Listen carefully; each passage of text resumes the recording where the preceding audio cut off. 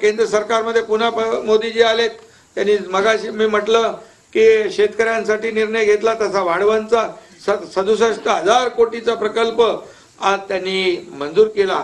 आज पूर्णपणे game changer होईल, तिथे विकास होईल. आज जसं अटल सेतू किंवा मुंबई पुणेमुळे जे काही समृद्धीमुळे जो विकास झाला, आज मुंबईमध्ये आपण पाहिलं अटल सेतूच्या जिथे लँडिंग होतं, एअरपोर्ट होतोय, पनवेल त्या भागातला उरण, हा सगळा विकास होईल. पालघरचा विकास होईल आणि मग संपूर्ण राज्याचा विकास झाला पाहिजे, ही भूमिका आम्ही घेऊन चाललेलो आहे.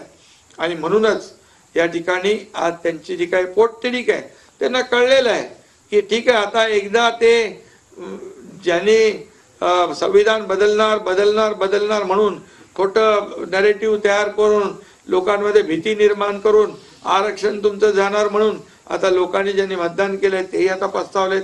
मोदीजी तर बसलेत तिकडे, प्रधानमंत्री बनलेले आहेत. आणि त्यामुळे हे सगळं जे आहे, आज आपण पाहिलं तर मुंबईमध्ये देखील 2 लाख 2.5 लाख मतं महाविकास आघाडीपेक्षा आम्हाला जास्त मिळालेले. आणि पर्सेंटेज किती? 0.1. आपल्याला मुंबईत 50%, त्यांना 46%. आम्हाला 50%, त्यांना 46%.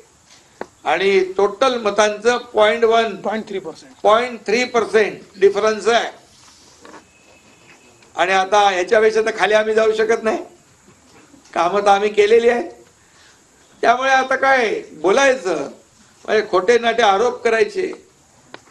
संविधानाचं केलं, आता काय स्वाभिमान? कसला स्वाभिमान? कुठं घाण टाकला तुम्ही? कधी ठेवला? स्वाभिमान असता तर 2019ला तुम्ही घाण टाकला नसता. बाळासाहेबांचे विचार घेऊन आम्ही पुढे निघालो, सरकार बनवलं, लोकांच्या मनातलं सरकार बनवलं. म्हणून आज त्यांच्यापेक्षा आम्हाला मतं लोकांनी जास्ती दिली आहे. त्यांचा 42% स्ट्राईक रेट आहे, आमचा 47% स्ट्राईक रेट आहे. हे मी छाती ठोकपणे सांगतो, तपासून घ्या.